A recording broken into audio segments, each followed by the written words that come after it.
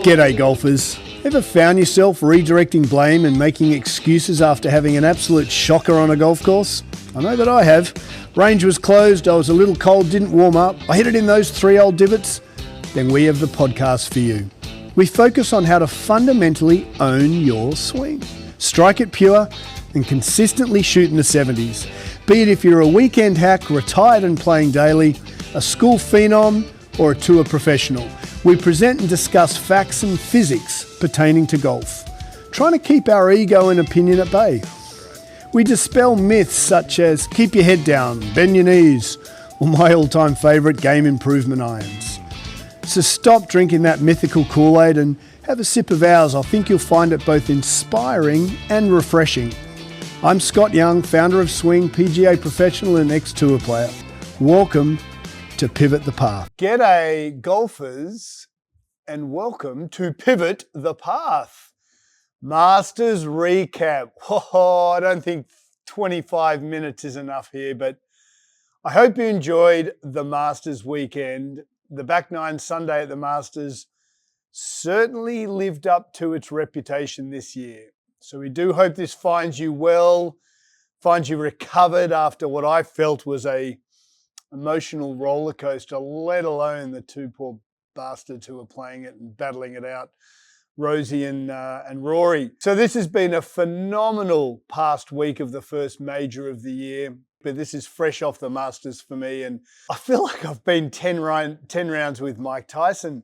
That's pre-Jake Paul, Mike Tyson, because it was just such an amazing week. So before we get into that, our improvement pivot point, as we always do, because Pivot the Path is always about keeping it high and tight on improvement and math and actual getting rid of all the noise. And so I honestly don't think half an hour is enough to talk about the Masters, but we do have a message, and I certainly saw the Masters and see the Masters probably through a different lens than most of you listening and watching on YouTube, just as an ex-tour player myself, and having been to Augusta and tasted the spoils there, it's a fantastic week. So our improvement pivot point that we'd like to discuss is just a good old-fashioned you never, ever give up.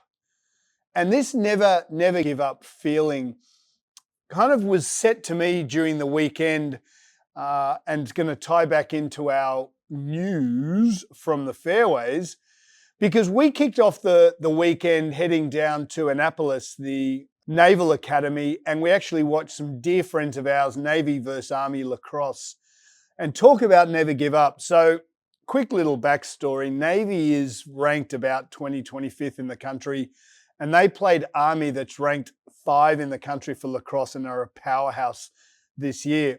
And we have 2 dear friends, 2 brothers actually, shout out Pat and Jack, who are on the Navy lacrosse team. And we wanted to go down and show some support. They've been with us here in the community for a couple of years, and they're old man's dear swing community member. And we just love it. So talk about never give up. 11 all at end of full time, and they went into sudden death. Unfortunately, Army scored the first winning goal, so Army snuck away with a victory. But just shout out to all the Naval Academy midshipmen. So we went down with our 3 girls and our little guy Colton, and just walking around Annapolis and seeing all the groups of young men and women dressed in their attire, both dressed in their naval dress suits and also just their training when they're out for a jog. Everything was team camaraderie.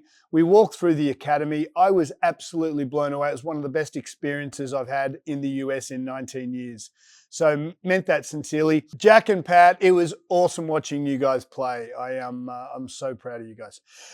News from the fairway with F1. We had Oscar Piastri, the Aussie, win the McLaren from basically start to finish. So that was absolutely fantastic. And then let's dive into what is the Masters week. I don't know where to start. So unfortunately for us, because the Masters men control most of global golf, there's no LPGA, there was no LIV, there was no DP Tour. It was very quiet on the professional global golf. Such is the power of the Masters. They want to control the entire golfing media, which I am not a fan of, but it is what it is. We had our three guys we watched. Cam Davis, Cam Young unfortunately missed the cut, and Mingwoo Lee came tied 49th. Minwoo, I believe, has certainly got the length and has the flair and has the short game and the putting. It just comes down to numbers. Mingwoo Lee doesn't hit enough fairways to win Augusta. Unfortunately, when you're out of place on that golf course, you simply can't make par from the diabolical nature of the green. So Minwoo, work on that driving, bugger lugs, and I have no doubt you will win Augusta at some point. Just got to drive the ball straight. Whoa, so where do we start? I want this to be always high and tight on the facts and figures of how to improve and own your golf game, own your swing. The Masters for me has changed a lot since I started watching this as a kid when I was about 8, 9 and 10. I used to wake up in the middle of the night, early morning, and see the trail end of the broadcast. That's now changed, unfortunately, for me because I look at the Masters like how I teach and how we look at golf in here at Swing. Now, the golf game's resembled by what we call gear effect. So when the club is striking the golf ball, if the face opens, the ball can hit a perfect draw with terrible technique. And I use that parallel as, for me personally, my enjoyment of the Masters, because the Masters kind of ceases to be about the players and it absolutely is about them controlling the narrative from every angle. And that's starting to wear thin on me as a customer watching the Masters because it becomes just all make-believe. My point is, I would like the option to watch every shot at the Masters, but as we all and social media took to, the place went ballistic because people couldn't watch the Masters for the first hour and a half, so they controlled what was being broadcast. Now, it's one of the top 4 global golf events in the calendar year. I wanted to watch and take in every shot played. I wanted to watch the first guy hit off the first tee ball on Thursday. Yet the event has become a controlled narrative from how the broadcasters discuss it. They're patrons, and they're not fans, they're not customers, to one of the biggest stories never to be heard was when Jordan was interviewed after round 3, and they were like, "Hey, Jordan," or actually two post-round interviews after the third round. "Jordan, how are you playing it? How are you finding the week?" And he said, "Look, I'm really frustrated. The amount of mud being stuck on these golf balls because they cut the fairway so tight, because to me, the golf course looked exquisite and perfect. And it's all about being so perfect. It was at the expense of the mud ball." So short answer is when the fairways are cut so cleanly and there is a bit of water around and rain, you will get mud on the golf ball. Now, as a viewer, I never saw that because they edit that out and so that you never see the mud on the golf balls. Whereas if I'm watching the British Open or the US Open, because it's not controlled by the men of the Masters, and I really mean men of the Masters, you'll actually see that. Like you'll see Brooks Koepka walk up and there's a big cake bit of mud on his ball, and you'll have the commentators who are usually ex-players say, "Oh, wow, this ball's going to deviate upon deflection because of A, B, and C." But because it's such a controlled environment and it becomes a little bit dishonest in their broadcasting, in my opinion, I didn't even know that. And so I'm watching Jordan be very articulate, and Jordan does get on his high horse every now and then, but it was very important because Jordan's saying, "Look, there's a ton of mud balls out there," yet as a customer, I didn't know that. And then secondly to that, so one of the ironic positions for the whole Masters for me was when one of the journalists came up to interview Shane Lowry, and the irony is Shane Lowry and Rory are 2 of the closest mates probably in world golf, right? So the irony is that Lowry's fresh off bogeying 17, 16, 17, amen corner, and then coming into the finish 16, 17, and 18. Shane's kind of starting to drag it here, made a couple of bogeys coming in. Third round of the Masters, lets a couple of shots slip, which he has to make up the last day, which obviously is very difficult. So he is steaming walking off 18. And the journalist then throws a microphone in his mouth and says, "Mate, what do you think of Rory's chances winning tomorrow?" And I thought that was disgusting because it was so disrespectful to Shane Lowry's tournament and how his professional game is gearing towards winning the Masters. And as Shane actually said, time out here, guys. I've just finished poorly, but yet I'm told that I have to make these interviews. I haven't even had time to process what just happened to me as a professional golfer. As I'm striving, as a major winner, as I'm striving to win this event, not only do I have to have this interview and not even have the chance just to calm down, and in his words, and I'm not quoting exactly, but words to effect, he said, I've already probably said something stupid because I've spent 4 hours on the golf course. I've warmed up for an hour. It's 5.5, 6 hours into what is the most pressure cooker of professional golf. And yet I'm instructed that I've got to take this interview. And now you're asking me things about who happens to be my best mate, but of some other golfer that clearly I really don't give a shit about because I'm here to win the event. Such is the strength of the people controlling the narrative of the major. And that's where it started to really unravel for me personally. The whole week was about Rory. Every screenshot was about Rory as a kid, chipping into a washing machine, watching him as a kid. And if I'm a tour player, and this is where it gets really interesting, and our podcast is to keep it high and tight on the facts and figures so you can own your swing, right? What can I take away from golf that I can be a better golfer? Here's an event that I love, and I still think, in Rory's words, it's the best major of the year, without doubt. Why? Because the golf course is the same year on year, and they basically know where all the pins are going to be. So on 16 at the Masters, where the little par 3, we all know it from where Tiger chipped in, they had the same pin, which they haven't had for a couple of years on the last day, where Jack Nicklaus holed his birdie putt, which he went on to go win the Masters that year, 50 years ago. So we know where the golf pins are going to be. We know how the course is going to play. I think one of the biggest subtle tones for me was how many trees were lost in the hurricane last year. And so they usually have the camera panning down Magnolia Lane. They didn't have that this year. They had the camera coming from side on. So in my opinion, as a golf product, and we're trying to build a brand where we are positioning swing as the market leader on the globe, in the globe for golf improvement. So we're very honest, right? We call a spade a spade. Our brand would say, wow, here's the drive up Magnolia Lane, and this is how it's been affected because of the hurricane. 1,000 trees on a golf course. That's unbelievable.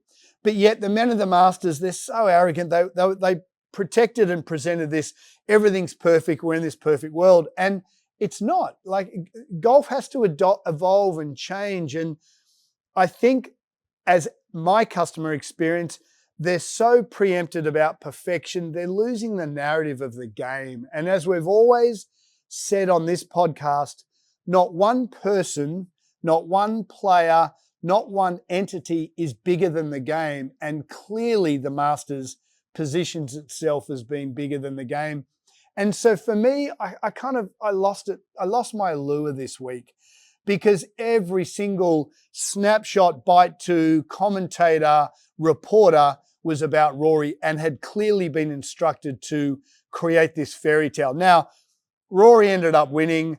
We don't have to get into all the golf because I thought, as a chap who won the major, I wasn't inspired as much as I was inspired by how stoic Justin Rose was. I thought Rosie's birdie on the 18th, his 72nd hole to get into a playoff, was what you practice as a kid. It's what I used to practice at Avondale and, pretend I've got a 10-footer to make the Masters playoff or to win the Masters. Rory should have won that event, by the 15th hole, it should have been over.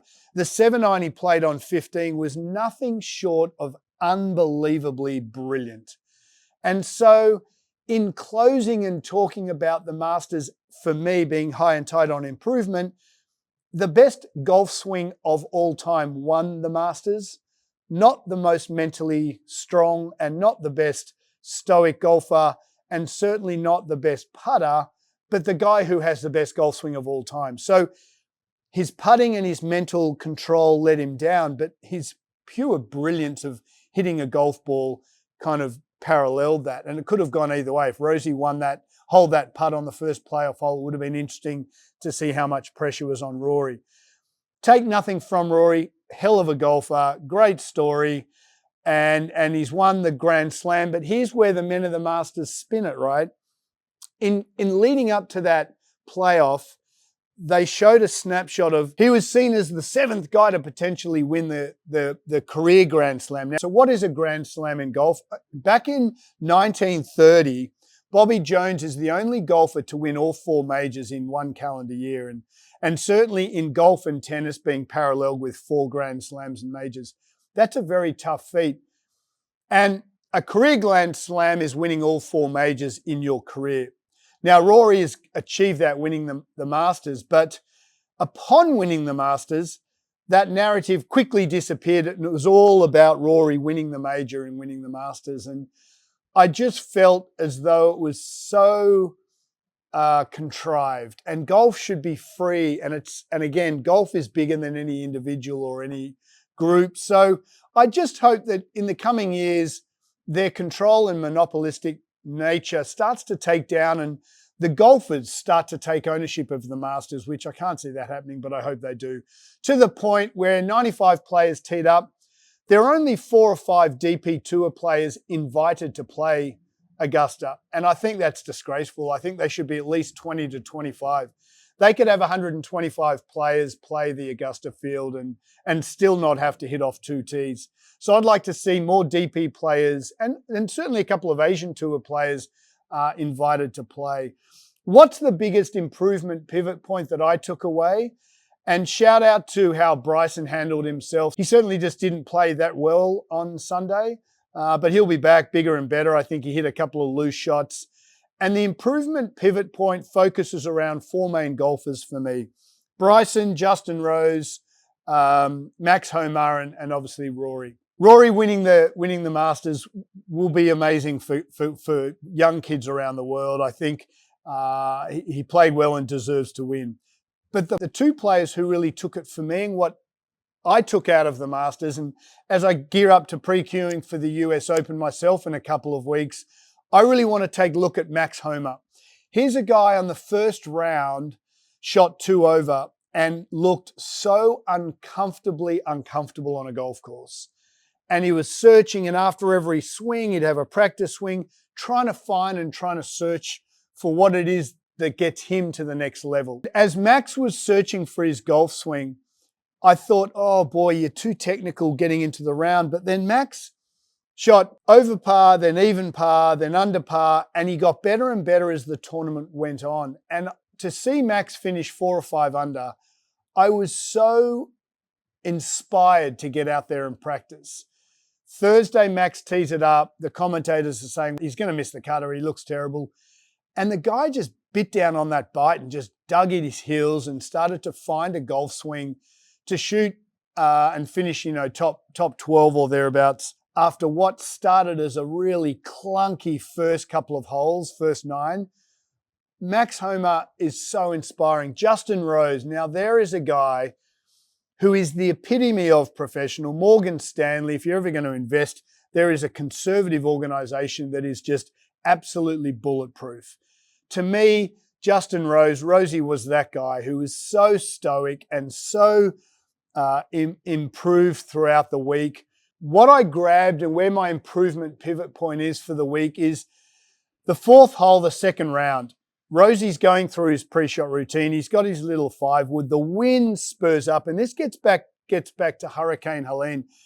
With over 1,000 trees being blown down since last year, and these golfers having played, Rosie's probably played the Masters 40 times. And for him to play the event with very different breeze, now think, if you took out 1,000 trees, the nature in which the wind swirls around that golf course is often explained like a whirlpool, in that you can have a wind going down 10 one direction, but yet because the nature of the firs and the big pine trees, the wind will be changed on 11, so one hole after another. But because they've lost a lot of these trees, the wind now changes. So Rosie's standing on the 4th tee, and this is our improvement pivot point really directly. And he's about to play the shot and the wind picks up. He steps back. Now, instead of him going into his pre-shot routine, he kind of does a half-ass routine, hits his 5-wood. He hits it 65 yards short on a par 3. And it's probably the worst shot of the whole event. taking off Rory's couple of scalaths when he came in the last round. And this is where I'm really going to take away. So what was my takeaway for the event? Not Rory winning, unfortunately, but the fourth hole on the second round. Just Google it. It's all online. You can watch the video. He's hit it 68 yards short. So he's nearly missed the golf ball. But he resets, walks off, Velcro off, switches on, talks to his caddy. He gets straight back in the zone for his little pitch shot of about 68 yards. I think it was maybe 74 yards, which was one of the toughest pitch shots on the golf course. He's had to hit it up a hill onto an elevated green with the green shaping away from him. He stops it to about 7 foot, holds the putt for par, walks to the fifth green as though nothing's ever happened. My point is, there's a guy who's nearly missed the golf ball, literally. Velcro's on, Velcro's off, gets back into his routine, pretends nothing's ever happened, and then goes on to make par and has the most amazing round of golf. The point is, golfers, the Masters creates atmosphere of pressure, and we can't really Monday quarterback it. We've never been there. I've never felt the pressure of these guys. Power to you, Rory. You're the end-up winner, so you've got the last say against Bryson. But I didn't get much from that, right? I'm going to look at Rosie and go, wow, what a round of golf. To hold that birdie putt on 72nd, that was amazing. I really watched a lot of Max Homa during the week because it was so ugly and so uncomfortable and so technical. But by the last round, he was just effortless and graceful. And to finish T12, I thought, for me, Max Homa was the biggest win on. I hope he wins a major this year. My guess feeling is that he will, because he's going to take momentum. Golf is about momentum. Now, Rory's going to take a couple of weeks off, no doubt, and just take stock of what he's achieved, which is fantastic. Career Grand Slam, well done. But I think there's bigger demons in that. You know, it was so contrived from the Masters that I lost a little bit of nous for me personally. So I looked at Bryson. I can't wait for Bryson to play the US Open. I think he's going to come back a better player. Rosie, I hope you come back and win the Masters next year. You're certainly double runner-up now. You've certainly got the skills to do that. What's our improvement pivot point? You've got to create momentum in a round of golf. You've got to stick to the process. And the process is pre-shot, pre-shot, pre-shot routine. Whilst Rosie got out of position on that fourth hole, round 2, Velcro on, switch on, straight back into position with his pitch shot, made par and moved on. What I think you'll find is the Abergs of the world, that kid is relentless, apart from 18. That kid is a relentless pre-shot routiner, always had a smile, held himself in such high regard. Aberg will win the Masters. It's only a matter of time. I hope that Rosie's got enough time at the age of kind of 44, 45 to win the Masters. As that golf course gets longer and longer, they stretch it out every year. You know, Rosie hit kind of 6-iron into the last where Rory's hitting wedge. So that gap's going to start to affect Rosie. I really hope you come back next year and bigger and better and win that, which is cool, right? And then as he's busted driver up the first playoff hole, Rory's hitting wedge in.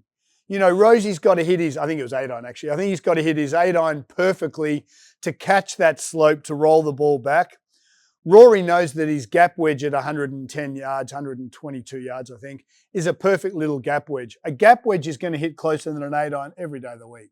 One thing I'm proud of with our podcast here is we're extremely pragmatic and we're extremely high and tight on our mission to keep it honest. And we've always said, you know, Rory Max the mental fortitude to win big events. Well, he's proved us wrong, and power to you, mate. You've won your Masters. Great job.